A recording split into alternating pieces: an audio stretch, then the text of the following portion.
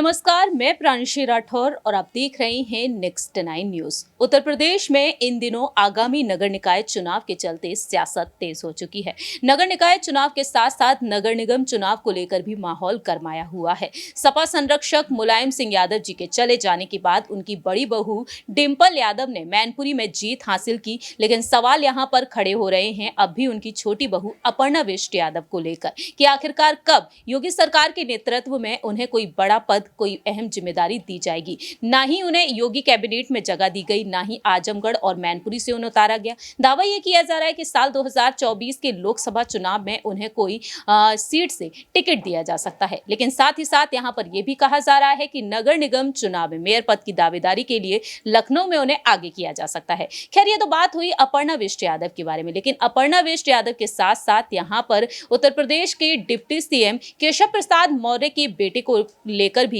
अटकलें तेज हो चुकी हैं। बात हम कर रहे हैं यहाँ पर योगेश मौर्य के बारे में, क्योंकि देखा जाए तो हाल ही में जो खबर सामने आई है उसके मुताबिक यही सामने आया है कि योगेश मौर्य को लेकर मेयर पद की दावेदारी के लिए कहीं ना कहीं उन्हें आगे किया जा सकता है। उनके समर्थकों ने यहाँ पर अब मांग करना शुरू कर दी है, क्योंकि यहाँ पर बीजेपी से पार्षद मनोज कुशवाहा का ये कहना रहा कि प्रयागराज की सीट जब ओबीसी के खाते में चली गई तब योगेश मौर्य एक सुयोग्य उम्मीदवार हो सकते हैं। सोशल मीडिया पर योगेश मौर्य की तस्वीर भी जारी की गई और साथ ही साथ यहां पर पार्षद पवन श्रीवास्तव ने कहा कि निश्चित ही योगेश मौर्य को चुनाव लड़ाया जाना चाहिए।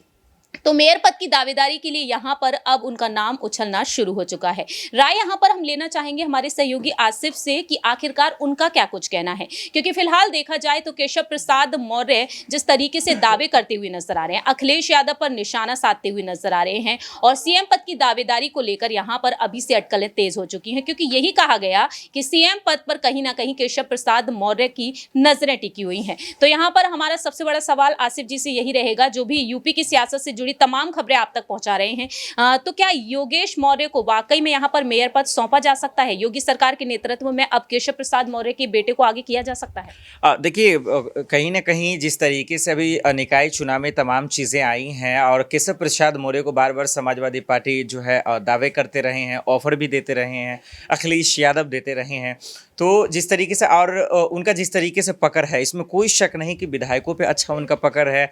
और यही वजह है कि दिनेश लाल के जीतने के बावजूद भी जो है आज कहीं ना कहीं केशव प्रसाद मौर्य को डिप्टी सीएम बनाया हुआ है। तो बिल्कुल इसमें कोई शक नहीं है कि उन्हें बनाया जा सकता है, लेकिन इस बात का ध्यान रखना होगा कि माफ़ कीजिए, बीजेपी इतनी आसानी से किसी को जिम्मेदारी नहीं देती, क्योंकि आप बाखूबी तरीके से जान रहे हैं कि अपर्णा देखिए इतना दिन से जद्दोजहद कर रही हैं, लेकिन आज तक उन्हें नहीं मिला। तो ये ज़रूर हो सकता है कि बेटी को उन्हें मिल सकता है, क्योंकि उनको पता है कि केशव प्रसाद मौर्य का पकड़ कितना है बीजेपी, और बीजेपी को जिससे फायदा हो वो उन्हें कभी नहीं छोड़ती। लेकिन बेटे का नाम आसिफ जी इतना नहीं है। एक एग्जांपल और बताता हूँ, जैसे सिंधिया को आप देख लीजिए, अमित शाह के देख लीजिए, उनके बेटे को भी मिली हुई है। आप सिंधिया के बेटे को देख लीजिए, ग्वालियर में उनको भी मिली हुई है। तो केशव प्रसाद मौर्य के बेटे को क्यों नहीं? बखूबी संभाल सकते हैं इस कमान को क्या? बिल्कुल, क्यों नहीं संभाल सकते हैं। और आज की राजनीति यही हो गई है, बाप के बाद बेटा तो भी जिम्मेदारी को निभाता ही है। जब बनी बनाई मिले तो कौन नहीं? बीजेपी तो परिवारवाद को बढ़ावा नहीं देती है, क्या यहाँ पर बढ़ावा मिल सकता है?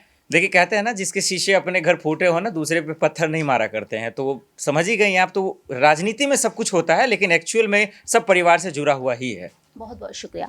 जैसा कि यहाँ पर आसिफ जी ने अपनी बात रखी, अब देखा जाए तो केशव प्रसाद मौर्य के बेटे का नाम सामने आना शुरू हो चुका है। देखना यही दिलचस्प होगा कि अपर्णा बिष्ट यादव को जिम्मेदारी देने से पहले यहाँ पर केशव प्रसाद मौर्य के बेटे पर वह मेहरबान होती हुई नजर आएंगे। पीएम नरेंद्र मोदी, केंद्रीय गृह मंत्री अमित शाह और साथ ही साथ बीजेपी के राष्ट्रीय अध्यक्ष जेपी नड्डा का क्या कुछ फैसला होता है अपर्णा बिष्ट यादव के साथ साथ यहाँ पर योगेश मौर्य पर? इस पर आपकी क्या कुछ राय प्रतिक्रिया है, ये आप बता सकते हैं कॉमेंट सेक्शन में। फिलहाल के लिए हम चलते हैं, बाकी की तमाम अपडेट्स के लिए आप देखते रहिए नेक्स्ट 9 न्यूज।